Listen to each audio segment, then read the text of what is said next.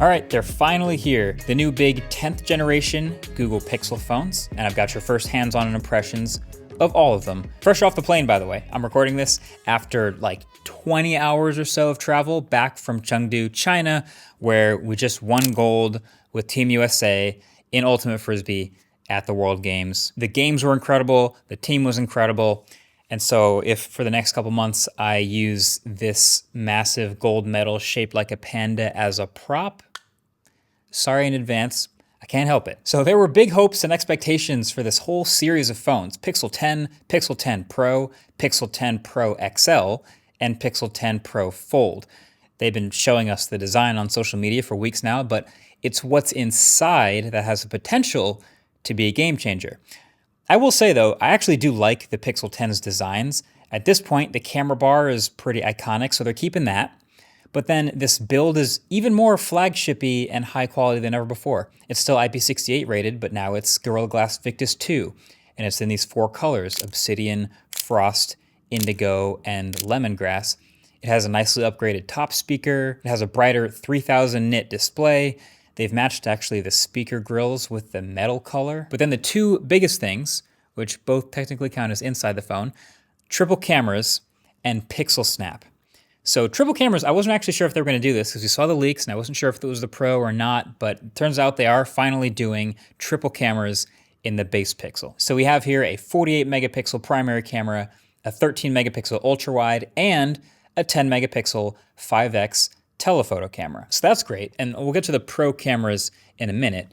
But these phones all also have what's called Pixel Snap, which is basically Google's branding word for finally including Qi 2 wireless charging with magnets built into the phone. Wow, I actually didn't see that coming, but I'm very excited about it. This is one of literally 2 phones now that I've ever held in my hands that has the full Qi 2 built into the phone. The other one being literally the HMD Skyline that very few people have ever heard of. But I'm so happy to see it here because it means you can wirelessly charge the phone at 15 watts. And there's also now this whole new ecosystem of magnetic accessories that can slap onto the back of the phone. Wireless chargers and stands, of course, but even non-chargers like this Pixel Ring stand they're making, and it is like firm to the back of the phone, which is awesome.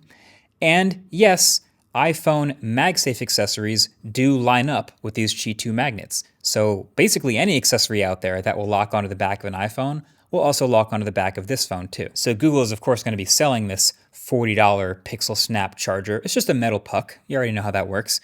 And the Pixel Snap ring is $30. And it is actually pretty sturdy for holding up the phone at a bunch of different angles or being a pop socket. So for all intents and purposes, Pixel Snap is basically MagSafe. It's great. We'll take it. So you might be thinking, Marquez, if the base Pixel is so good, and it's got the triple cameras now, and it's got Pixel Snap and all these upgrades, then what's new with the Pros? Like, is there anything better about the Pros? And this has been a theme with the Pixel, which is that there isn't that big of a difference between the base Pixel and the Pro Pixel to justify the price. And that's kind of true again here. So let's play spot the differences. So both these phones are the same size, 6.3 inches on the base, 6.3 inches on the Pro.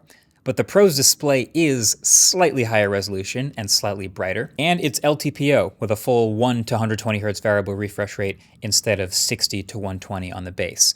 You also get more RAM and max storage. And it actually has a slightly smaller battery, likely to make room for the slightly larger triple cameras. So same focal lengths, but now this time 50 megapixel main camera, 48 megapixel ultra wide, and a 48 megapixel 5x telephoto.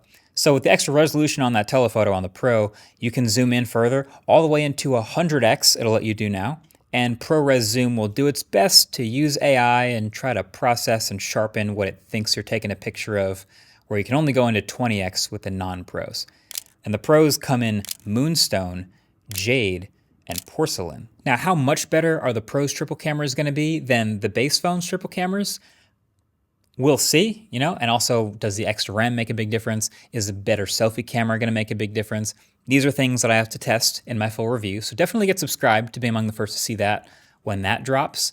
But at this point, it doesn't seem like there's a massive difference between the base Pixel 10 and the Pixel 10 Pro. Now the 10 Pro XL is a little bit more interesting because then you're also getting a bigger display, of course, also a bigger battery, 5200 milliamp hours, double the starting storage as well, and it actually charges a bit faster as well. A little more thermal room, so up to 45 watts instead of 30, and they gave it Qi 2.2, so it will wirelessly charge at 25 watts instead of 15. But that's basically it. So the Pixel 10, Pixel 10 Pro, and Pixel 10 Pro XL. And they are the same prices, all three of them, as last year. So $799, $999, and $1199. And then there's the foldy one. So we have the Pixel 10 Pro Fold, which is exciting because we get to see now what are some of the lessons that Google has learned along the way. They've made a first generation foldable. Okay, so now what are they going to improve? What are they going to settle in on as the real key things that they keep and the things that they change and evolve? And this one is, again, for sure, more flagship-y than last year, but not in a way that's going to blow anyone out the water, just a definite, solid, all-around improvement. The most important piece, which is the hinge, got the most work. It's this new gearless hinge, and because it's much smaller, it makes that left side bezel much more trim, leaving the outside screen feeling much more just like a regular normal phone instead of being slightly offset like last year. So now it's a great phone to use closed. It's a slightly bigger 6.4-inch outer display, the same 20:9 aspect ratio. It's a 60 to 120 hertz refresh rate, and it's up to 3000 nits peak brightness again. So this for sure feels like a great closed foldable. And it's now IP68 dust and water resistant, which I believe is the first time we've ever seen a foldable be fully dust and water resistant. So shout out to the Hinge engineers, the Hingineers, for pulling through on that one. So then I unfold it, and it's again a large square-ish 8-inch interior display. Nothing too dramatically different here. There's still a somewhat noticeable crease. It's not terrible through the middle, but it's there. The battery is a little bit bigger now, 5000 milliamp hours. That's nice to see. And yes, it also still has Pixel Snap, so Qi 2 15-watt wireless charging with the magnet array. Love that.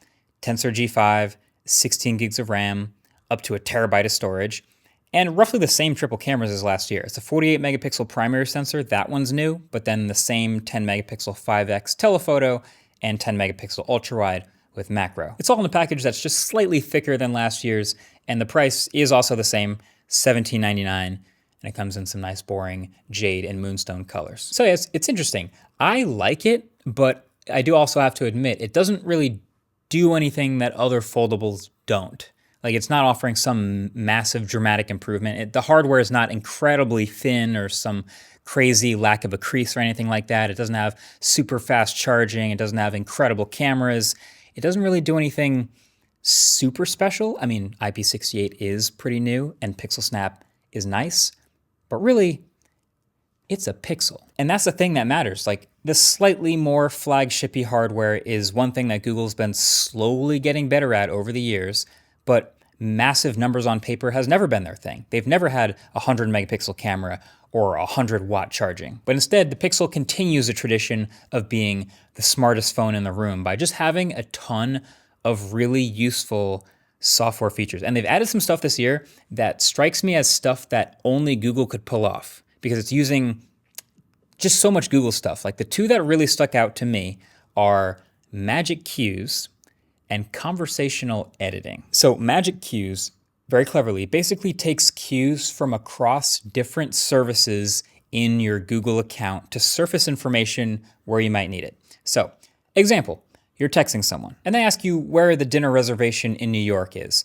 When Google Messages detects that, it surfaces this little rainbow cue with the answer to the question pulled from Gmail, since you got an email with the information in it to answer that question when you booked. So you can just tap it and have it send the answer in Google Messages. Very convenient. Or say your friend asks you to call United to change your flight because they can't do it themselves for some reason. Okay, well, it knows United's phone number, so it surfaces that for you. And then when you call, it shows this nice magic cue with your flight information that you're going to change, a confirmation number and everything, so you can talk about it. That is incredibly convenient. This is the type of thing Google can pull off because they know so much about you. They know all of your emails. They know when all of your flights and dinner reservations and calendar events and everything all are. This isn't new. This is just them surfacing it in little convenient ways to be useful to you. But then the other thing, conversational editing, this was pretty crazy. I knew we were going to get here eventually. I just didn't know when or who would get there first. But the idea is you don't really have to know how to use the photo editing tools on your phone. You can just talk to your phone and tell it what to do. So like, let's say you have this nice picture of your parents and oh man, it would just be the perfect picture if he wasn't holding that plastic bag, right? So, okay, type into that box at the bottom or just say, or literally ask to delete the plastic bag. Then give it a few seconds since it's going to the cloud and back with this AI-based command, but sooner or later, it pops up your new photo with the plastic bag deleted. And it's kind of insane that that actually works. I mean, it seems to understand what I'm asking for. It knows what the plastic bag is. It knows what delete means. It goes in, it uses generative fill, it does all that. How many of you guys are like family tech support and somebody needs a photoshopped something and they just send it to you and ask you to do it? Now, that family member might just be able to talk to their phone and have it do it themselves. I mean, they can even get carried away. I tried asking for some more random edits, like turning a cloudy sky blue, and it did a surprisingly good job of it. I also asked for it to add things to the photo. It seemed to also have no problem doing that. The limitations basically seem to be the same as what Magic Editor has been. So it doesn't really like to mess with faces, but other than that, it's kind of just free game. And this is coming to Google Photos in general. This isn't just a Pixel 10 feature. This is coming to anyone who has Google Photos on their phone. So that's pretty sick. That's very Google. Now there's some other neat stuff on the Pixel 10s like Pixel Journal app and live voice translate on phone calls. That sounds remarkably similar to my actual voice, but it's AI generated speaking a different language. All this stuff could potentially be that one killer feature that makes people fall for and stick with a Pixel this year, just like call screening had been in the past. And that's the Pixel story. It's not the brutal, super high horsepower, raw numbers. It's just clever software, the smartest phone in the room again. And so you can probably see where this is going, but let's just talk about Tensor for a second. Tensor G5, it's the newest processor in all of these phones. It's a 3nm chip, and I don't think it's going to make some magical leap to being Snapdragon 8 Elite levels of performance with this one generation bump. I mean, I didn't get to run benchmarks, and so I will for my full review so you can see exactly how much better it is. And I get the sense that they do want it to have better CPU and GPU performance to last year, but in theme with the rest of the phone, it's not the main focus. They will be focusing on TPU, AI stuff, on device models, and things like the image signal processor. Now, is that a little bit disappointing? To me, a nerd, yeah, a little bit, but at the same time, these phones, as I'm using them in my first impressions, they feel pretty smooth and snappy. I do have to wonder how they'll age, but, bumping around the Pixel 10s with Material 3 Expressive and Android 16 and multitasking a little bit and just moving through all kinds of random open apps, it was working quite well. So we shall see. Oh, and by the way, Google also today is unveiling a new Pixel Watch 4, which has an even brighter, larger, and much more domed display that looks really cool. Plus it charges much faster on this new charging dock and has a 25% longer battery life. So that is very interesting. Plus some new Pixel Buds 2a with active noise cancellation. So let me know in the comments what you guys are interested in seeing for the full reviews, but definitely stay tuned for those videos because they're coming up as soon as I get my hands on these phones. Should be very interesting. Thanks for watching. All right, a bit of a unique sponsor segment here. As you can see in front of me, I now have 10 Pixels, and I also have 10 of channel sponsor dbrand's Prism 2.0 screen protectors. And I'm not usually a huge screen protector guy, but I've been using these for a little bit and I like them, so I know how to install them. And the deal is if I can install 10 of these in a minute, then you guys are gonna get a pretty crazy deal. So, Andrew, I'm gonna need a timer and just let me know when to start. Or I'll do a countdown. All right, ready? 3, 2, 1, go. Okay, so 10 phones in a minute is about 6 seconds per phone. I just gotta keep at a good pace here and I should be no problem. Obviously these are very easy to install, so it would be pretty embarrassing if I didn't get them all in a minute.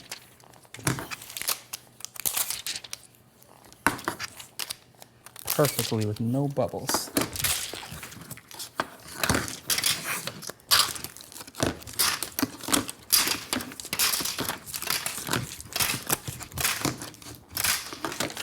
Done. Easy. Well, that was pretty sick. I think that unlocks a little code for you down below. And now I have 10 perfectly skinned pixels. All right, so the deal is dbrand's gonna give you 42% off a Prism when you bundle it in with one of their Ghost cases, which is also available and shipping now for the Pixel 10 series. So just add any Prism and Ghost to your cart at the link below, use code NKBHD at checkout, and get 42% off the Prism.